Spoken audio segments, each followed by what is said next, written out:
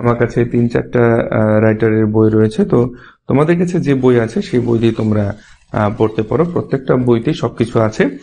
আর আমি তোমাদের যেহেতু এটা একটা লাইভ ক্লাস হচ্ছে, তো আমি সেখানে কোনো ডিরেক্ট কোনো রাইটারের বইয়ের নাম বলছি না। তো তোমরা যে কোনো রাইটারের বই থেকে পড়তে পারো, এটা কোনো সমস্যা না। যে কোনো একটা বই থাকলেই চলবে।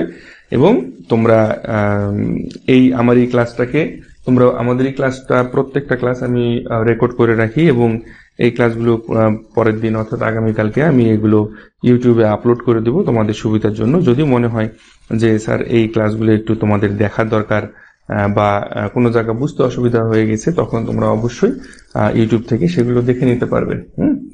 আচ্ছা, তো প্রথমে আমাদেরকে জানতে হবে সেটা হচ্ছে কি ফরমালিন। তো এই ফরমালিনটা কি প্রথমে আমরা জানবো যে ফরমালিনটা কি। দেখো, এইটা হচ্ছে ফর্মালডিহাইড। এইটার নাম হচ্ছে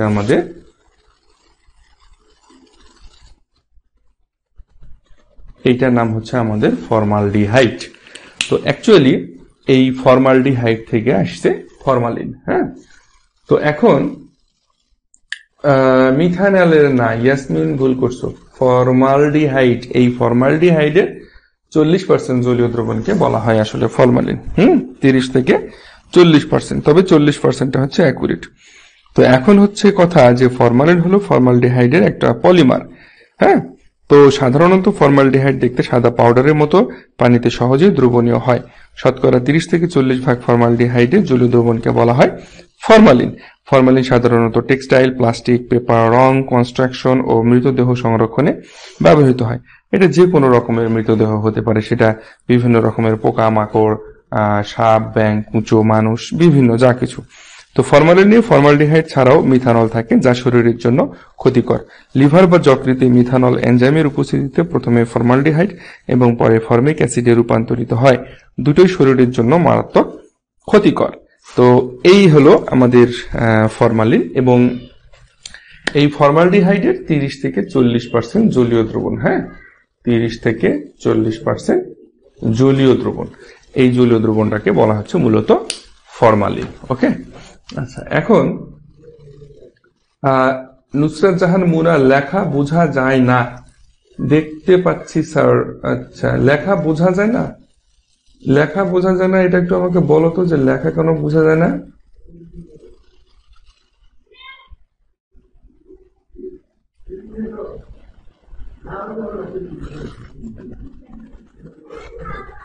ইয়াসমিন, তুমি যেটা লিখছো যে মিথানেল, মিথানেল বলে না, অ্যাকচুয়ালি মিথানেল হবে। হ্যাঁ, এটা হবে। বানান ভুল করলে কিন্তু কেমিস্ট্রিতে খুব সমস্যা। এই যে মিথানেল, হ্যাঁ, মিথানেল, নেল দিলে কিন্তু হবে না। আমি শিওর তুমি বানানে ভুল করছো, আর বানানে ভুল হয়ে গেলে তখন কিন্তু আমরা সেটাকে অ্যাকসেপ্ট করব না। ওকে, তো ফর্মালডিহাইডের বা ফরমালিনের যে শুধুমাত্র ক্ষতিকর দিক রয়েছে তা নয়, ফরমালিনের কিছুটা উপকারী দিক রয়েছে। উপকারী দিকগুলো কোনগুলো? সাধারণত ফরমালিন জীবাণুনাশক রূপে ব্যবহার করা হয়। মূত্রাশয় রোগের জীবাণুনাশক ঔষধ হেক্সামিন বা ইউরোট্রপিন প্রস্তুতিতে ব্যবহার করা হয়। জীববিজ্ঞান পরীক্ষাগারে নমুনা, যেমন মৃতদেহ বা বিভিন্ন প্রাণীদেহ বা বিভিন্ন মৃত উদ্ভিদ, এগুলো সংরক্ষণের জন্য কিন্তু আমাদের ফরমালিনটা ব্যবহার করা হয়। তারপর চামড়া শিল্পে পচন নিবারক রূপে ফরমালিনটা ব্যবহার করা হয়। এগুলো আমাদের ফরমালিনের উপকারী দিক। কেমন? এগুলো হচ্ছে আমাদের ফরমালিনের উপকারী দিক। আচ্ছা, ইয়াসমিন সুলতানা, ঝাপসা দেখাচ্ছে বোর্ড। অ্যাকচুয়ালি এটা নেটওয়ার্কের প্রবলেমের জন্য তোমরা হয়তো বা ঝাপসা দেখতে পাচ্ছ। কিছু সময় পরে ঠিক হয়ে যাবে আশা করছি।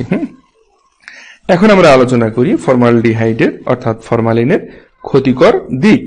এতক্ষণ আমরা আলোচনা করলাম যে ফরমালিনের উপকারী দিক কোনগুলো।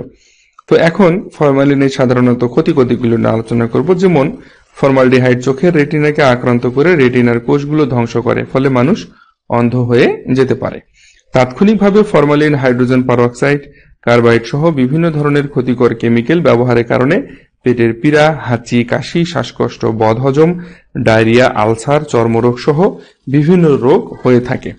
তারপর ধীরে ধীরে এসব রাসায়নিক পদার্থ লিভার, কিডনি, হার্ট, ব্রেন সবকিছুকে ধ্বংস করে দেয় ধীরে ধীরে। আচ্ছা, লিভার ও কিডনি অকেজো হয়ে যায়, হার্টকে দুর্বল করে দেয়, স্মৃতিশক্তি কমে যায়। এটা গেল আমাদের ক্ষতিকর একটা দিক। এরপরে আসি আমরা আর একটা ক্ষতিকর দিক, সেটা হচ্ছে ফরমালিনযুক্ত খাদ্য গ্রহণ করার ফলে পাকস্থলী, ফুসফুস ও শ্বাসনালীতে ক্যান্সার হতে পারে। অস্থিমজ্জা আক্রান্ত হওয়ার ফলে রক্তশূন্যতা সহ অন্যান্য রক্তের রোগ, এমনকি ব্লাড ক্যান্সারও হতে পারে। এতে মৃত্যু অনিবার্য। মানবদেহে ফর্মালডিহাইড ফর্মিক অ্যাসিডে রূপান্তরিত হয়ে রক্তের অ্যাসিডিটি বাড়িয়ে দেয় এবং শ্বাস প্রশ্বাস অস্বাভাবিকভাবে ওঠানামা করতে থাকে। ঠিক আছে। আচ্ছা, এখন স্যার বোর্ড ভালোভাবে দেখা যাচ্ছে না, ক্যামেরাতে সমস্যা মনে হচ্ছে। না, আমার কাছে মনে হচ্ছে না ক্যামেরাতে কোনো সমস্যা আছে। এটা সম্পূর্ণরূপে নেটওয়ার্কের সমস্যা। ওকে, তো নেটওয়ার্কের সমস্যাটা আমার মনে হয় কিছু সময় অপেক্ষা করে ধীরে ধীরে ঠিক হয়ে যাবে। আচ্ছা, এখন আর আমি যেটা লিখি তোমাদেরকে বলে বলে দেবো, কেমন? অতটা টেনশন করার কিছু নেই। বোর্ড ঠিক মতো দেখতে পাচ্ছ না, আমি তোমাদেরকে বলে বলে দেবো যে আমি কি লিখলাম। ওকে, আচ্ছা, এখন এই যে আমাদের ফরমালিন এবং অন্যান্য কেমিক্যাল সামগ্রী সব বয়সী মানুষের জন্য অত্যন্ত ঝুঁকিপূর্ণ। আর তবে সবচেয়ে বেশি ঝুঁকিপূর্ণ শিশু এবং বৃদ্ধদের ক্ষেত্রে। ফরমালিন যুক্ত দুধ, মাছ, ফলমূল এবং বিষাক্ত খাবার খেয়ে দিন দিন শিশুদের শারীরিক রোগ প্রতিরোধ ক্ষমতা হারিয়ে যাচ্ছে। কিডনি, লিভার ও বিভিন্ন অঙ্গ প্রত্যঙ্গ নষ্ট, বিকলাঙ্গতা, এমনকি মরণ ব্যাধি, ক্যান্সার সহ নানা জটিল রোগে আক্রান্ত হয়ে পড়ছে শিশু কিশোররা। শিশুদের বুদ্ধিমত্তা দিন দিন কমে যাচ্ছে। গর্ভবতী মেয়েদের ক্ষেত্রেও মারাত্মক ঝুঁকি রয়েছে। সন্তান প্রসবের সময় জটিলতা, বাচ্চার জন্মগত দ্রষ্টুটি ইত্যাদি দেখা দিতে পারে। প্রতিবন্ধী শিশুর জন্মও হতে পারে। আচ্ছা, এখন স্যার এর ফেস দেখা যায় না, জাস্ট বোর্ড দেখেন। আচ্ছা, রিয়াদুল ইসলাম রিয়াদ, অ্যাকচুয়ালি আমার ফেসটা আমি প্রথমেই তোমাদের সাথে হাই হ্যালোতে যা দেখিয়েছি তাই। এরপরে এখন আমাদেরকে বোর্ড দেখতে হবে, এবং বোর্ডে বেশ কিছু, আমাদের কেমিস্ট্রি তো সবসময় বোর্ড প্রয়োজন হয়, তো আমাদের বোর্ড দেখতে হবে অ্যান্ড আমার কথাগুলো শুনতে হবে। আমার ফেসে কিছু নাই ভাই, আমার ফেসে কোনো কিচ্ছু নাই, আমার ফেস দেখার কোনো দরকার নেই। আচ্ছা, এখন এই ধরনের খাদ্য খেয়ে অনেকে আগের তুলনায় এখন কিডনি, লিভারের সমস্যা সহ বিভিন্ন রোগের সমস্যায় ভুগছেন। দেখা যাচ্ছে কয়েকদিন পর পর একই রোগী ডায়রিয়ায় ভুগছেন, পেটের পীড়া ভালো হচ্ছে না, চর্মরোগে আক্রান্ত হচ্ছেন, ইত্যাদি বিভিন্ন রকমের প্রবলেম দেখা দিচ্ছে। তো অ্যাকচুয়ালি আমরা কি শিখলাম? আমরা শিখলাম হচ্ছে ফরমালিন কি, ফরমালিন এর সুবিধা বা উপকারিতা, এবং ফরমালিন এর অপকারিতা বা ফরমালিন এর ক্ষতিকর দিক নিয়ে আমরা আলোচনা করলাম, তাই না? তো এখন আমরা শিখব যে এই যে খাদ্যদ্রব্য কৌটাজাতকরণ প্রণালী, খাদ্যদ্রব্য কৌটাজাতকরণ প্রণালী, খাদ্যদ্রব্য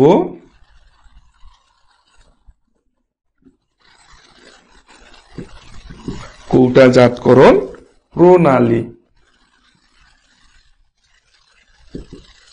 খাদ্যদ্রব্য কৌটাজাতকরণ প্রণালী। দেখো, সাধারণত খাদ্যদ্রব্য কৌটাজাতকরণ প্রণালীটা কি সেটা আগে আমরা জানবো। এটাকে বলা হচ্ছে মূলত ইংরেজিতে প্রসেস অফ ক্যানিং। ক্যান মানে হচ্ছে কৌটা।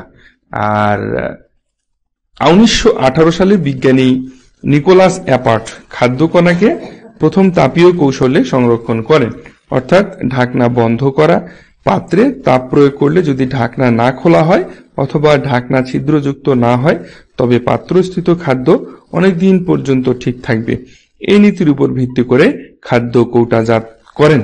এখন কথা হচ্ছে, এই যে 1918 সালে বিজ্ঞানী নিকোলাস অ্যাপার্ট এই যে পদ্ধতি বা এই যে কৌশলটা অবলম্বন করেন, সেটা ছিল তার সেই সময়কার একটা পুরনো পদ্ধতি, যেটাও মূলত খাদ্য কৌটাজাতকরণ একটা প্রণালী বলা হয়। তবে তার খাদ্য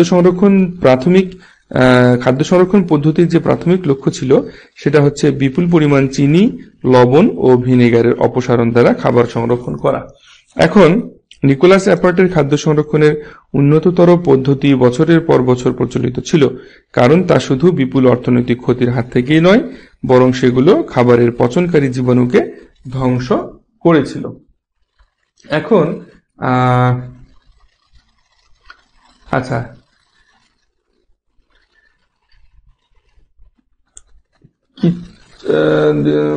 নুসরাত জাহান মুনাসার, এটা প্রথম পত্র নাকি দ্বিতীয় পত্র?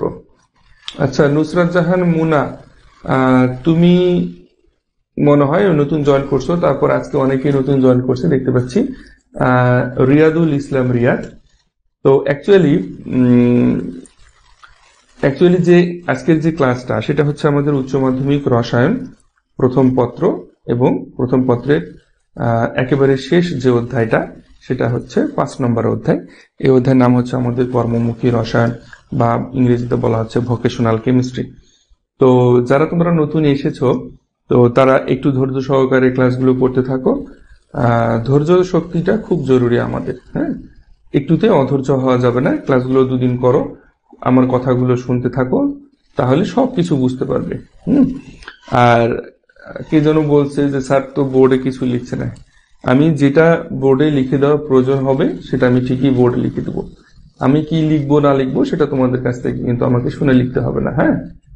আচ্ছা, একটু ধৈর্য ধরে ভালোভাবে শুনে যাও, তাহলে সব বুঝতে পারবে।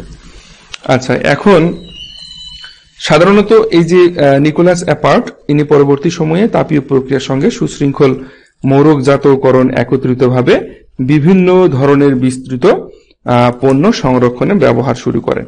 অণুজীব নিয়ন্ত্রিত প্রক্রিয়ায় 65 থেকে 95 ডিগ্রি সেন্টিগ্রেড তাপমাত্রায় 65 থেকে 95 ডিগ্রি সেন্টিগ্রেড তাপমাত্রার মধ্যে কি করেন? এই সেলসিয়াস তাপমাত্রার মধ্যে খাবার সংরক্ষণকে বলা হয় পাস্তুরাইজেশন বা পাস্তুরীকরণ। ভালো করে লক্ষ্য করো, এটা খুব